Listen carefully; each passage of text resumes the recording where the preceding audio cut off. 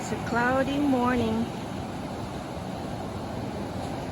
The beach is still peaceful, and well, the only noise you can hear is the sound of the waves.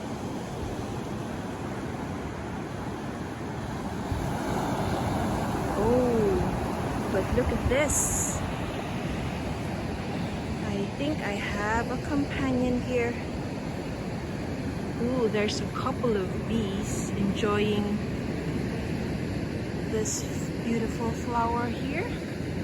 I'm not sure what plant this is though.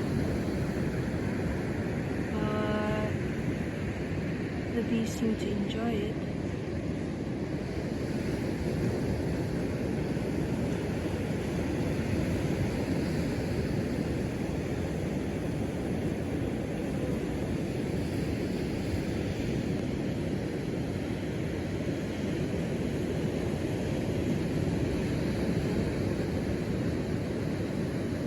Any of you guys recognize this plant, please post a comment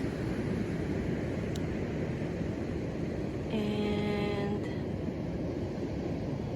let me know if this is good forage for the bees, either for nectar or pollen or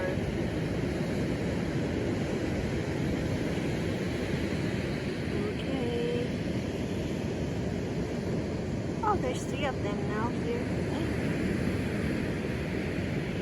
One here, and then one there. Very easy. And where's the other one? Here's the other one. Here. I wouldn't be surprised if this turned out to be just another weed, because there's a lot of weeds considered by someone like they think it's weed, but actually it's good forage for the bees, like gauze. They're trying to kill out the gauze, but yeah, anyway, I guess. Oh, and also broom apparently is good forage for bees. Look at this guy lounging at the beach.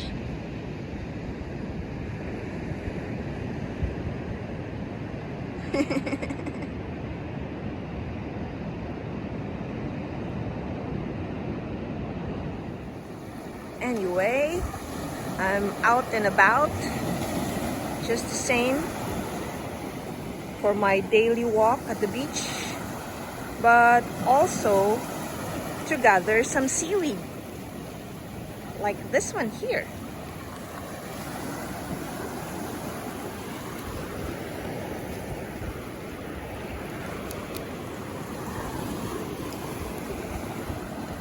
I'm going to use it for my garden.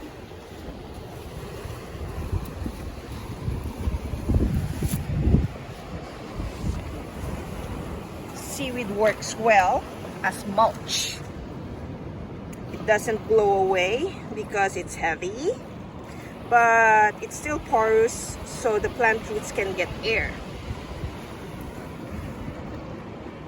And it keeps the weeds at bay. Besides keeping the moisture in the soil and thus reducing the need for watering. The sea is quite generous. There's always lots of seaweeds around, different varieties. So far, kelp is the only one that I recognize.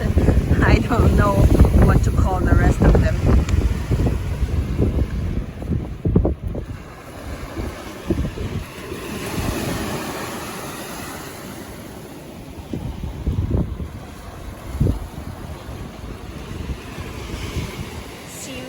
Contain lots of minerals, particularly iodine and calcium.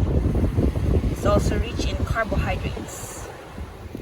I put them directly on my garden, and I noticed that it stimulates growth, and it also easily breaks down, so the plant enjoys the benefits.